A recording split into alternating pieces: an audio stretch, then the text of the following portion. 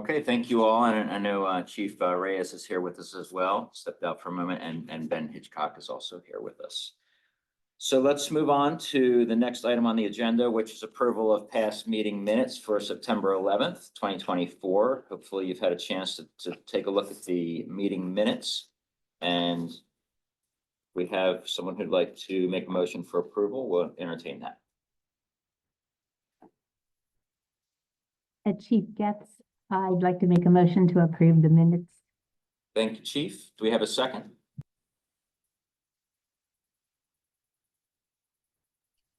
Brooke, 1 second. Okay, thank you. But a motion and a second. We'll go ahead and take a roll call vote. Dr. Kalinsky? No. Dr. Hawthorne? No. Dr. Lutz? Dr. Greenson? Aye. Susan Duke? Aye. Jamie Tovar? No. Cassie Caldera? Aye. Carrie Campman? Aye. Spencer Harnett? No. Chief Reyes is out of the room. Chief Getz? Aye. Ben Hitchcock? Oh, he's out of the room. Jeff Warner? Jeff Warner, aye. And Chief Berkeley?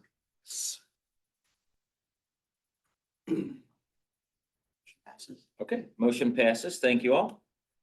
We don't have any correspondence, which brings us to reports. And the first report is the EMS agency update. Normally Teresa would give that, but Deborah's going to give that in her stead this morning. Yeah, so good morning, everybody. Just a few quick updates for you. Want to let everyone know that we passed along commendation letters to all of the agencies that participated in the March 3rd MCI in King City. We took those out individually to the different agencies and really want to just commend everybody for the great job that they did in handling a very complicated situation and circumstance. And everybody did a wonderful job in that and took the best possible care of the patients, I think. So from the comm center on to our trauma center. So it was great to see. Let's see, on September 12th, the EMS agency joined the other bureaus in the health department and did a presentation for the first year residents at Natividad. So we were able to provide some information to them on the EMS system, how it works, and how they can have positive interactions and some things that they can do to contribute to the EMS system as well. So that was a really good experience, I think, for everybody involved, and we hope to do that again in future years. We also recently joined the Behavioral Health Bureau. This is the second time we've done this, and did a presentation for the crisis intervention team class. So we talked about the EMS system, policies and protocols related to restraint and dealing with combative patients. And again, that information I think was well received, was a good opportunity to work with some of our representatives from law enforcement and hopefully make the EMS system work better and smoother for the providers out in the field when they're working with behavioral health patients. We also have recently attended 2 meetings with staff from Salinas Valley State Prison. They have a sort of group similar to our CCC that meets regularly. They do kind of case review and talk about different system issues and things like that. So we've invited them to join our meetings and hope to continue going to those. We'd like to schedule a meet and greet with their medical staff and Dr. Burley. And we've also offered to provide a kind of an overview similar to what we did with the residents of the EMS system to them at a future meeting. And then we've attended remotely so far, but hopefully we'll be attending in person in the future.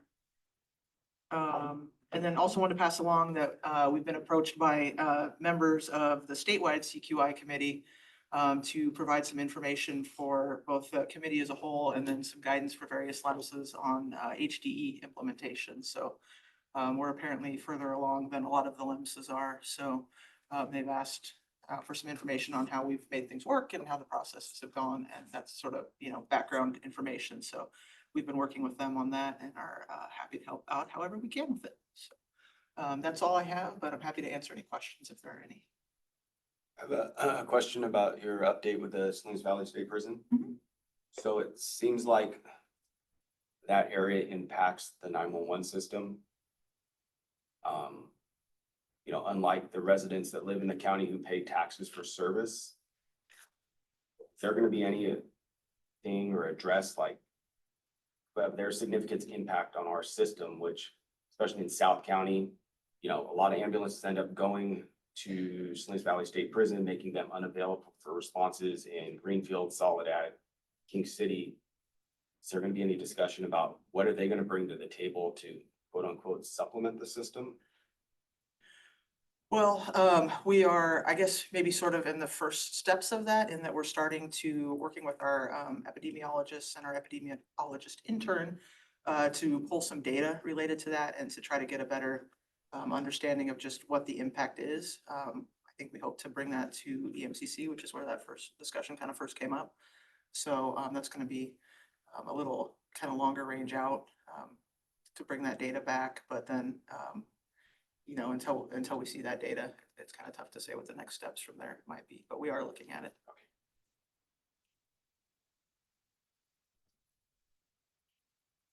Thank you, Deborah. Any other questions for Deborah? That brings us to the next item, which is ambulance patient offload times, and Kimberly does not have a report this Well, I morning. have a no Oh, you- report. So, A okay. brief non-report report. Okay, Exactly. got it. Okay, good morning. So I just wanted to let everyone know that we're still not reporting on APOD times. We are getting data from the state. The reason why we hadn't been reporting, just as an update, we hadn't been reporting APOD times is because the data we had was not matching with the state. And so we wanted to make sure, because of AB 40, which is separate, that, you know, the state is looking at all the APOD times from the hospital. So we want to make sure what the state is seeing is what we're seeing. So the hospital are seeing, everybody's seeing the same thing. So we last reviewed, I think it was August data from the state, which matched pretty closely to what we have. And so now we're waiting for September's, and we still haven't received it. So I just checked with the state like a week and a half ago, they still haven't sent it. So we're just waiting on that. And hopefully after we get that back, we'll be close enough that we can start reporting back out again, but we're watching it really closely. But so that's why we're not reporting out right now. We're just double checking to make sure everything's in line with what the state has before we start reporting out. Any questions? Kim, do we know where the data deviance is? Like why they're not matching? It was, a lot of the data deviance was from the Salinas Valley Mhm. naming convention. Oh. So then which this is getting into a little more than maybe I know Blake had been working with ESO and his name Mark Roberts, the state. Yes. That about the data that goes in there is that I think people had, or, you know, crews had changed the name to Salinas Valley Health, but the state didn't have that change. So then it went backwards and said Salinas Valley Memorial Hospital, so that it filtered in correctly, but they're doing something in the background that I'm not necessarily part of, but anyway, the Yeah. numbers are matching No, up. I Yeah. think Justin and I are pretty well, Yeah. familiar with that issue. Yeah, so that was one of the major issues. All right, thank you. Any other questions? Good, thank you. Thank you, Kimberly. And the next item is buprenorphine data. Blake is not here with us this morning, and so you don't have a specific report for that, correct? Yeah, we don't have a data report this month. Okay.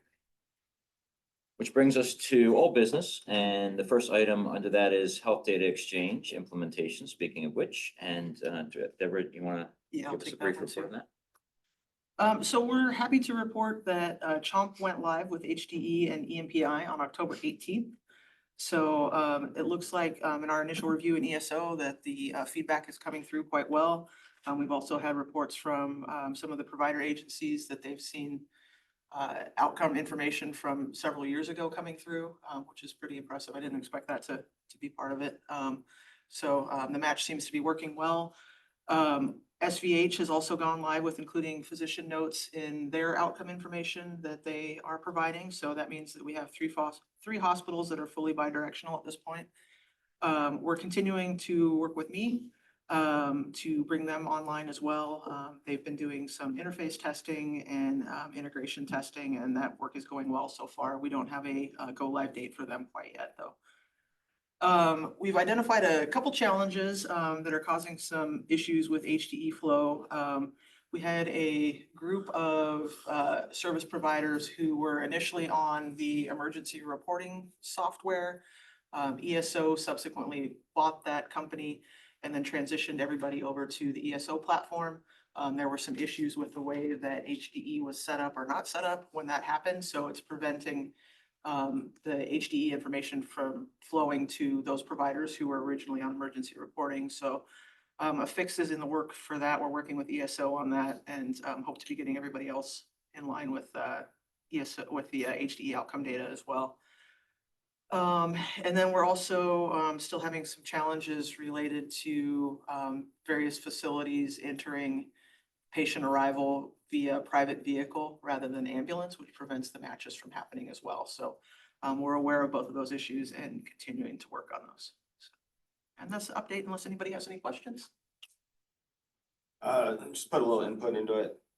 Obviously, you know, Blake's been tasked with this project, so a lot of the correspondence has been going back to him. So I have to acknowledge that there's a lot of good things that have occurred. So thank you for your diligence in doing it. When CHOMP went live with the EMPI and the, you know, and the bidirectional, especially with the physician notes, I thought Natividad was good. CHOMP is even a step above that, especially with, and I don't know what button was turned on, but like you said, we're getting outcomes from 2020. So I mean, the box is always inundated with outcomes, and then so, you know, at least the treatments, the individuals doing the treatment are seeing those. So I've been very happy with CHOMP. I mean, I would say that most of the ones that we're getting back for CHOMP are because we're entering in the patient encounter number, because that's, you know, primarily where our ambulance transports to. But as I'm watching it, as patients are being transported by AMR out of the Highway 68 corridor, the EMPI is working as well. But I keep on going, notifying Blake that even when the email came out that SVH went live with the physician notes, we're still having issues with the EMPI. They're not matching.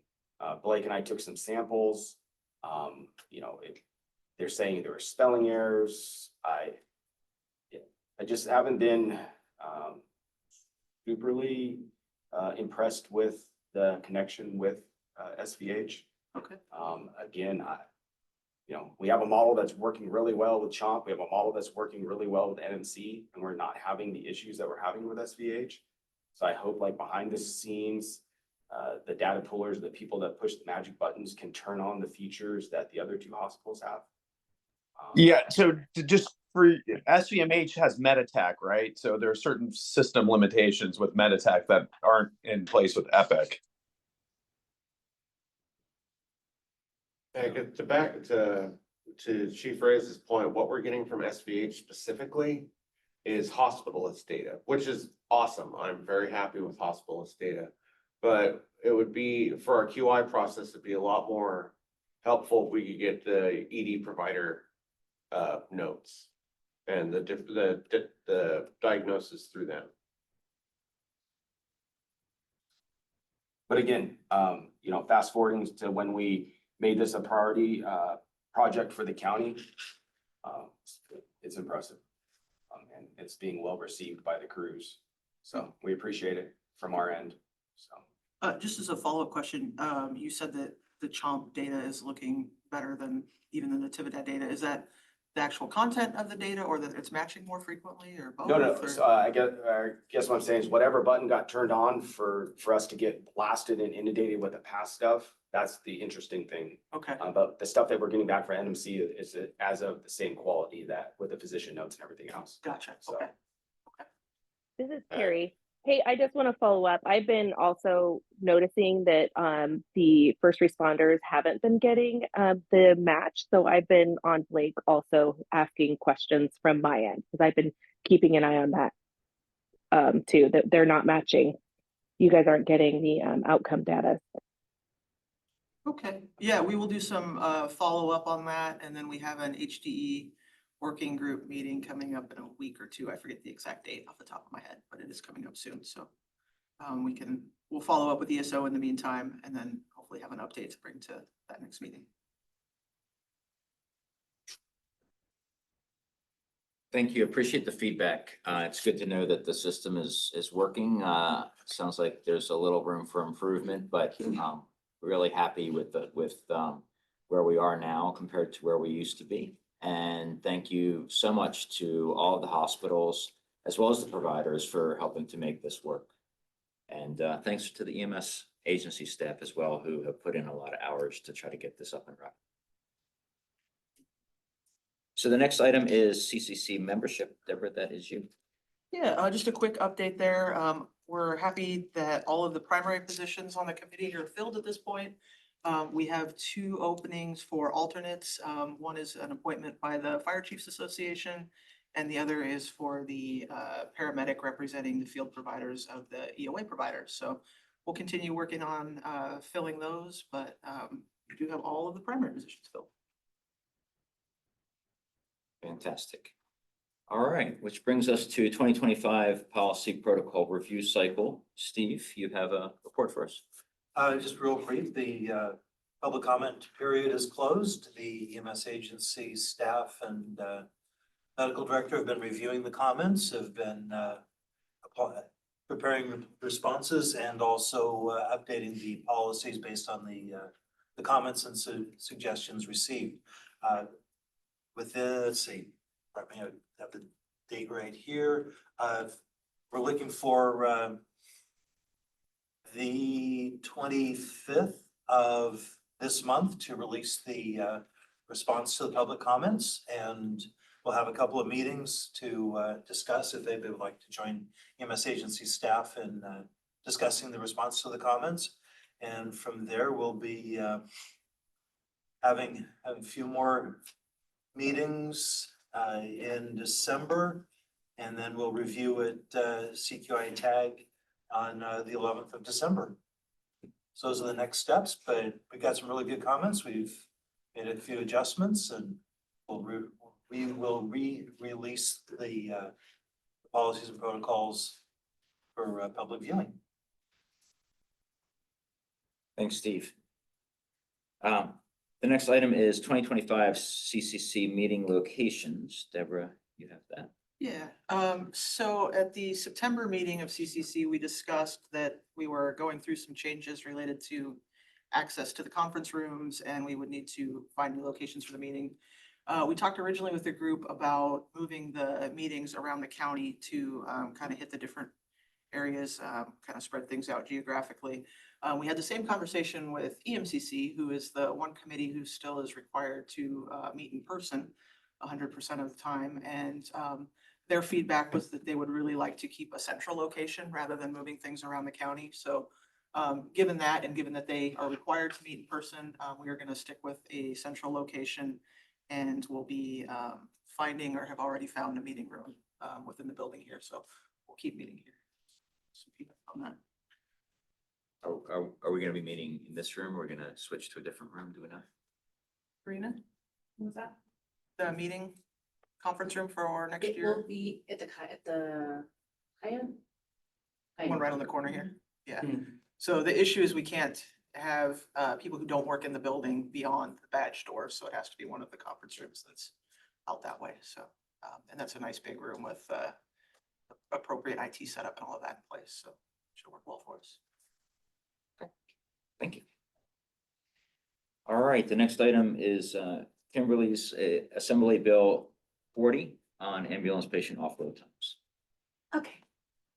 Just a quick update to kind of close the loop on AB 40, which had requirements placed by the state on, there were some requirements for the hospitals, and one of them was the hospitals needed to create an APOT reduction plan. And I'm just closing the loop on that. All the hospitals have filed their APOT reduction plan with the state, and we also have a copy. So that was just an update on that. Any questions? This is Cassie. Sorry, I have a cold. Question regarding the next step, I think, is the signature on the PCRs. Is the signature going to be the offload time recorded? I think that was coming up next month, right? That's what AB 40 says, and that's all on the state to create that. So I Okay. can follow up with, I think the contact I put you in touch with, he's the person that you guys submitted your APOT reduction plans to. So I can follow up with him on what the status of that is. Thank you. Sure, no problem. Okay, All right, thank you. thanks, Kimberly. Next item is Monterey Fire Department application to provide advanced life support, first response services in the city of Pacific Grove. Yeah, as an update to that, at the last meeting, the committee made a recommendation to approve Monterey Fire's application. The EMS agency and medical director took that under consideration and have moved forward with the application process. So we've been working with Monterey Fire, County Council, and the city attorney to iron out an agreement related to that, which is required by statute and regulation. So that went to their city council last week, I guess. And we are waiting on the signed documents back from the city of Monterey in order to move that forward to the Board of Supervisors, which will be the next step. So hopefully that will go forward just based on calendars and timelines and all of that. At this point, it looks like it'll probably be January, when that goes, early January. All right, thanks. A couple questions on that. Yeah. So let's take, for example, if the fire departments in the county wanted to take a step to be progressive and we decided to do boundary drops. So basically closest apparatus responds to the call. Would we have to redo our ALS agreement? I'm not the county council, so yeah, I mean, what I can say is that the agreements that we currently have speak to primary service areas, which is generally the jurisdiction of the agency that we have the agreement with. So for instance, with Pacific Grove, it's a different area outside of their typical jurisdiction, which is why we're having to do a different agreement. So kind of take that for what you will, but that would be a question that we really need to go to county council for their input on, but. Yeah, I guess I'm just confused, or a little bit confused because, you know, your Monterey Fire Department is using accredited paramedics with the city of Monterey. They're providing the fire service for, you know, Carmel, the airport, and PG. I just don't see why there needs to be amendments to it. You know, that is their primary area, right? It's not that Pacific Grove is trying to establish a new fire department again and bringing it up to level. You know, it seems convoluted in a sense. You know, let's say that we had the option to consolidate or do contractual services for another jurisdiction. You know, so if we go live date, you know, let's say next July 1st, we were to go into the city of Gonzales to start providing service. You know, with existing accredited paramedics with our agency, you know, from the message I'm getting, we would have to amend our ALS agreement to provide services there. Yeah, amend or do a new agreement. And again, your agreement is tied to a specific geographic area. Typically, I think all of the agreements that I've looked at have had a map attached that outlines what the geographic area is. So, and the other consideration with that is that Monterey, let's take the Monterey Fire PG example. Monterey Fire is contracting with PG to provide those services. So you would want county council has wanted a separate agreement for that is tied to that agreement. So if, say, you know, that agreement terminates and Monterey or PG chooses to bring someone else in or whatever may happen, but for whatever reason that relationship ends, the agreement with the EMS agency would end as well because Monterey would no longer have the authority from PG to provide the services in that area. Yeah, I mean, I know it's convoluted, but it's convoluted. I mean, it's no different than we just took a strike team from Monterey County to Ventura County and we were ALS, right? So if we would have came across something, we would have the authority and the ability to act. Yeah, I mean, it's not, I understand it. It's county council, but you know, it just seems like we're delaying what's going to happen. And, you know, it seems like, you know, talking to Silas, this has been in the queue for about 12 months. And essentially what we're doing is we're just delaying a higher level of care to the residents of Pacific Grove. And, you know, on top of that, the paramedics that are on those engines in Pacific Grove can perform ALS interventions if AMR shows up. I mean, it's sort of frustrating on that part. And we have our hands tied a little bit by state regulations and the requirement to have those agreements. And then obviously we're holding the county council and the county council city attorney conversations and all of that back and forth as well. So it's been it's been a little bit of a long process, but I think we're at the point of getting it across the finish line here shortly. So. Thank you. Yeah. Thanks, Hey, David. Dr. Burley, if Yeah. I may. This is Silas with Monterey. Hey, Silas. Hey, good morning. Just wanted to echo along with Justin. He spoke very clearly. We are nearing the 12-month mark from when I first broached this subject with county EMS. Our frustrations at Monterey Fire lie with that. Every day that we're not able to provide that ALS service, we're affecting our own citizens. And we certainly don't think that that's fair.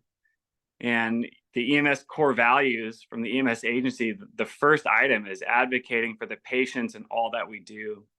And while I know that I've been advocating for our patients here in Monterey and Pacific Grove by this whole ALS program and pushing the paramedic program in Pacific Grove, the fact that it's taken right now at 11 months to get this far and we're tied up in language and bureaucracy. And now the issue is that the Board of Supervisors agenda is now too full to accept us before the end of the year, which is extremely frustrating for us at the fire department. And we think it's extremely unfair that our citizens in Pacific Grove are going to have to suffer for that much longer through the holidays without having the potential higher level of care that is literally sitting in the apparatus bay waiting. The paramedics are there, the equipment's there, and we're held up because of a signature from this Board of Supervisors. And that seems very unfair. And so I guess what we're asking for and hoping for is that county EMS agency will do all they can to advocate far and above just asking, pulling all the strings, going face to face, reaching out to the supervisors themselves. But we need to make this action happen sooner than just January. It's not fair to just wait just because of an agenda item. So thank you. Thanks, Silas. And we acknowledge and empathize with your frustration. You're dealing with the bureaucracy of government, which always moves slower than I think all of us would prefer. That being said, we do have limitations in terms of state regulations and county council that we can't circumvent.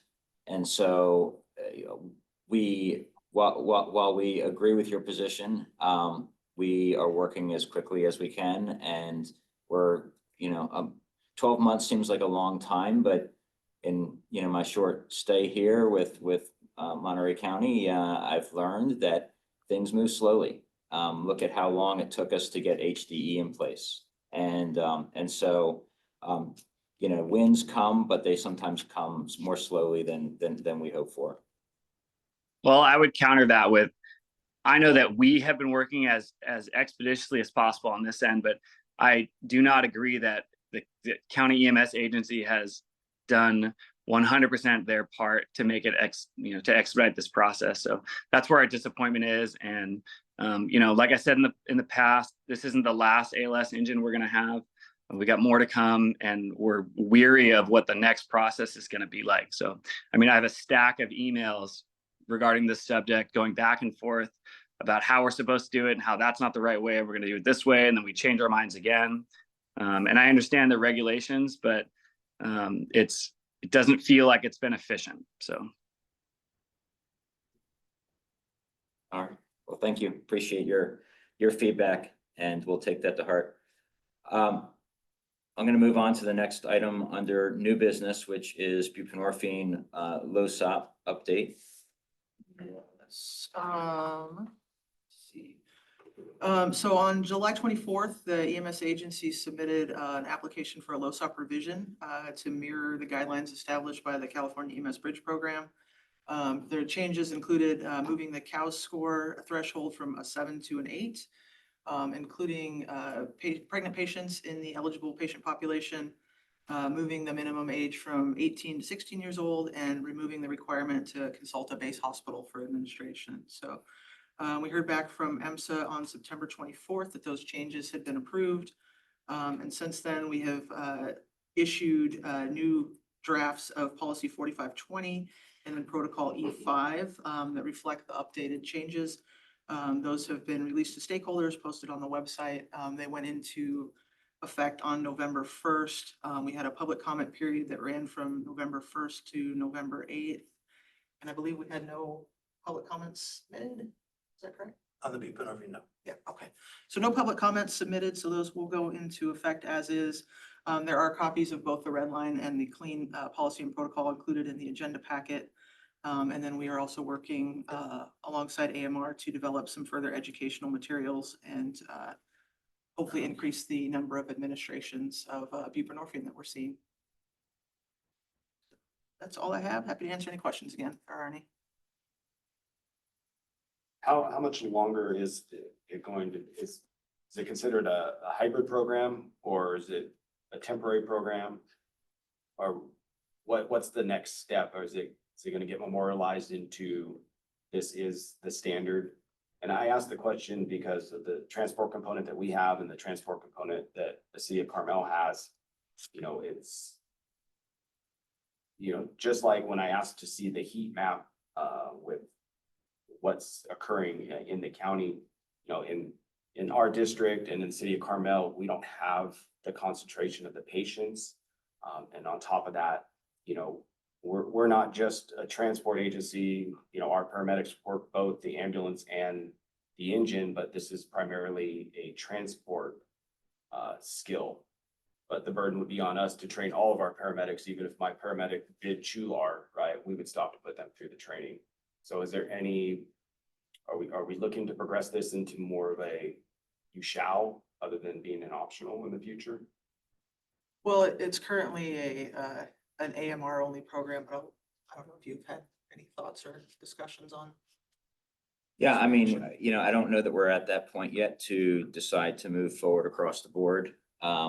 I recognize there is some training involved, as there is with any intervention that we bring to the table to benefit patients. I think that this is a worthwhile program. I think it has the opportunity to meet people where they are and to set them on a path toward recovery. And I also think that it has the potential to reduce the number of calls that we get as a system for the same patient overdosing multiple times. So I'm behind the program for sure, and I'd love to see it be utilized more by, I guess, to start by AMR, and then ultimately, if it's successful, we might be looking at moving it throughout the system, but I don't think that we're at that decision-making point yet. Okay, thank you. All right, well, the next item is CQI tag update. Yeah, so there's a written report from Blake included in the agenda packet. Since the last meeting of this group, STEMI, Stroke, and TQIC have all met. They reviewed relevant data for each of the committees and completed several case reviews amongst the group. CQI tag has also had a meeting as well. They had some lengthy discussions related to HTE and buprenorphine. They also conducted a review of potential missed opportunities to administer buprenorphine, and as I mentioned earlier, working on the educational materials related to that. Also included in the written report are some upcoming CE opportunities and next meeting dates for all of those QI committees. And that's all I have on that item. Thanks, Deborah. All right, which brings us to future agenda items. Anyone have any items they'd like to bring to the table for future agenda items for CCC?